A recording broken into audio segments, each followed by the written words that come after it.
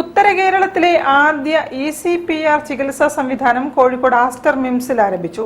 ലോക emergency medicine ദിനത്തോടനുബന്ധിച്ച് നടന്ന ചടങ്ങിൽ Kasaba circle inspector M. Rajesh നൂതന ചികിത്സാ സംവിധാനം ഉദ്ഘാടനം ചെയ്തു. ഈ എക്മോ മെഷീനിൽ നമ്മൾ സാധാരണ രീതിയിൽ ഹൃദയത്തിന്റെയും ലങ്സിന്റെയും ഈ രണ്ടിന്റെയും പ്രവർത്തനം ഒരു മെഷീന്റെ സഹായത്തോടു കൂടെ ചെയ്യാന്നുള്ളതാണ് അതുകൊണ്ട് ചെയ്യുന്നത്. അതായത് രണ്ട് കാര്യങ്ങളാണ്. ഒന്ന്, ഹൃദയത്തിന്റെ പമ്പിങ് പോലെ നമ്മൾ ഈ ബ്ലഡ് ശരീരത്തിന്റെ ഭാഗങ്ങളിലേക്ക് പമ്പ് ചെയ്യും. നമ്മളൊരു ഈ രക്ത സമ്മർദ്ദം കൃത്യമായ അളവിൽ മെയിൻറ്റെയിൻ ചെയ്യുകയും ചെയ്യാം.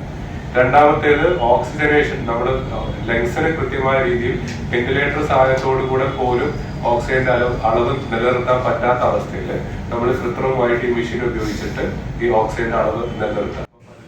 ECPR ചികിത്സാ സംവിധാനത്തോടൊപ്പം എക്മോ സംവിധാനത്തോടു കൂടിയ 5G എക്മോ ആംബുലൻസിന്റെയും പ്രവർത്തനം മിംസ് ആശുപത്രിയിൽ തുടങ്ങിയതായി അധികൃതർ പറഞ്ഞു.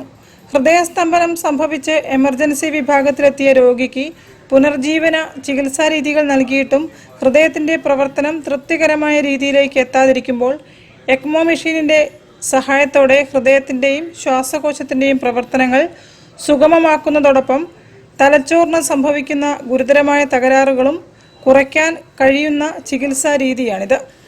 ECPR നൂതന ചികിത്സാ സംവിധാനം Kasaba circle inspector Rajesh M. ഉദ്ഘാടനം ചെയ്തതായും എമർജൻസി വിഭാഗം director doctor Venugopalan PP, deputy CM S. Naufal Basheer, critical care director doctor Anoop Kumar AS, cardiology വിഭാഗം മേധാവി ഡോക്ടർ സൽമാൻ സലാഹുദ്ദീൻ തുടങ്ങിയവർ വാർത്താസമ്മേളനത്തിൽ പറഞ്ഞു.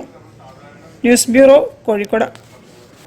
കൂടുതൽ വാർത്തകൾക്കും വിശേഷങ്ങൾക്കും കോഴിക്കോട് ജില്ലാ വാർത്തകൾ